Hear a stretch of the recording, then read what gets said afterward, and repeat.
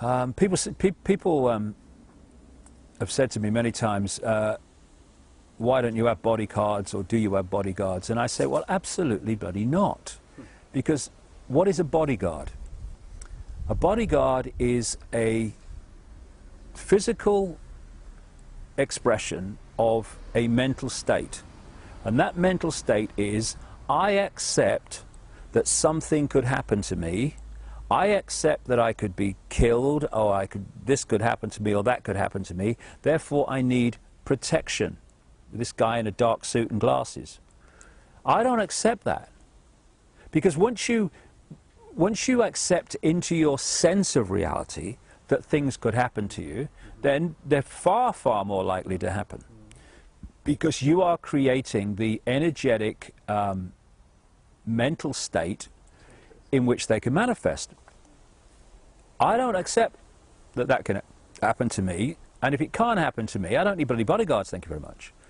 In terms of energy and protecting yourself from manipulation of energy, and there is a lot in that, you know, there's a lot of people manipulated by being energetically targeted, electromagnetically targeted in many and various ways to destabilize the health of the body and the mind and emotions and everything. And I've experienced that over the years. But if I keep my heart open and I go on doing what I know to be right, as opposed to what I think is right for me in the moment, but what is the right thing to do in this time. Okay, this might have unpleasant consequences for me, but it's the right thing to do. If you do that, all these mental and emotional states are manifestations of vibrational states. The more fear you're in, the slower your energy vibrates, so it becomes denser. And when you keep your mind open, you keep your heart open, and you do what you know to be right, that manifests as a vibrational state, quite a high vibrational state, quick. Now, if I'm vibrating faster because of that, and I'm not saying me, I'm saying anybody, than the control system, which is based on slow density, which is why they're trying to pull humanity all the time into fear and stress and worry and depression, because that pulls you into their density. But if I'm vibrating quickly, or anyone is, because of their state of being, then the control system cannot energetically, vibrationally connect to me. If it cannot connect vibrationally, it cannot connect physically, because the physical is just an expression of the vibrational, the information. So I'm not saying a lot of people go through this energetic protection and aura and all that stuff, and good luck to them. Yeah, everyone makes a choice. Good luck to them. I respect it.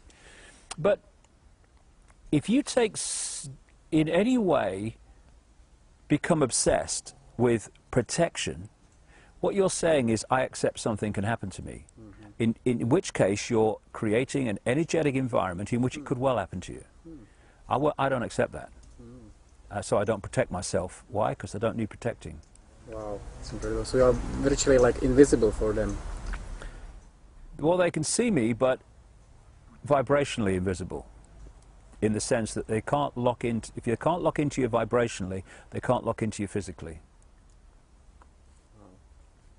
I remember a great friend of mine, Credo Mutwa, the Zulu shaman, who's in his 80s now. The man's extraordinary, an incredible library of knowledge of African history and esoterics and all the rest of it. And he did some throwing the bones, as they say, in Africa, but it's like tarot cards or rune stones, that sort of stuff, which he's very skilled in. And he did it for me once when I was with him.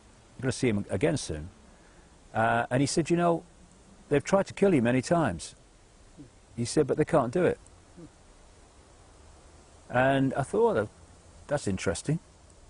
But I realized why they can't do it. Because if they can't get to me energetically, they can't get to me physically. They can't do it. Wow. And it's the same with anybody that reaches a certain vibrational state.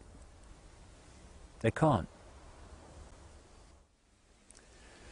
No, I wouldn't say that I'm afraid. I'm passionate, I'm determined, And, you know, when you have a philosophy on life that I have, and I back it up with a lot of detailed evidence in my books, that we are infinite eternal consciousness having an experience in this frequency range we call a reality, and that David Icke or Ethel Jones or Charlie Smith is just an experience that my consciousness is having. It's not me, it's an experience I'm having, which is why when people have near-death experiences, they have the experience of leaving the body, but they're still totally in their awareness, in fact far more in their awareness than they are in the body. And people say, well, how can they see, how can they perceive, how can they think without the body? Well, because that's their natural state. So where I'm going with this is this: the worst thing that can happen to me doing what I'm doing is that someone kills me. What that means is my infinite consciousness leaves this vehicle, you know, just like a spaceman gets out of the spacesuit. So I think I can deal with that, no problem. So the worst thing that can happen is someone kills me, and I have no problem with that. The problem I have with that only is this: they're not going to do it before I've done what I've come to do. Simple as that. End of story. We have far more power than we think we have, and in fact the whole foundation of the conspiracy to enslave humanity is to constantly persuade, encourage, manipulate humanity to think it has no power, to think it's just little me, I've got no power, Joe Public, what can I do? Well, actually we can change anything we like, because we're amazing expressions of the one consciousness that in all its many and various infinite forms is what we all are. So I don't fear these people. I think they're pathetic. I think they are frightened in so many ways, and terrified and immensely insecure, because secure people do not want power over others. Insecure people want power over others. Secure people do not want to control events all the time. They're quite happy to flow with the way the life goes. These people are so insecure for many and various reasons, which would take a lot of time to explain, and therefore they want to control everything. When if you take the football match analogy, they are incredibly uncomfortable going to a football match and not knowing what the result's going to be before the game starts. You know, that who's going to win, or is it going that way? They can't stand that. What they have to know, because of their extraordinary levels of insecurity, is what the score's going to be before the game starts. Now, how do you do that? You can't do it by controlling one side, because you influence the game, but you don't decide the game, because there's an unknown force, which is the other side. And so they want to control both sides. So taking that into our everyday life, what they do is they'll create groups that are for something that they want, and they'll create groups that are against something, or appear to be against something that they want. And now they've controlled both sides. Everyone has an argument, a debate, a protest, and people think, oh, it's a free world, free country, because look, there's protest and there's argument going on and discussion, yeah.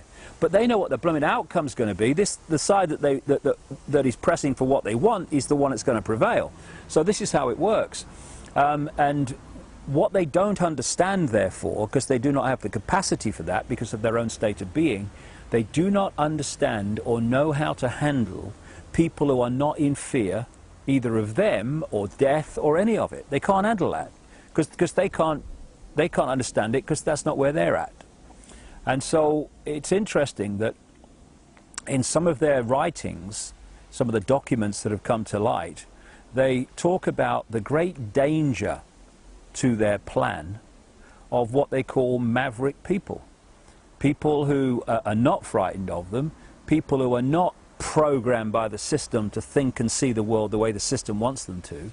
They are very dangerous to this tyranny, and we need more of them. And I'm going to go on being a maverick until I've done what I've come to do, and they are not going to reduce that time 1 second, because I'm in control of my reality and my life, not them.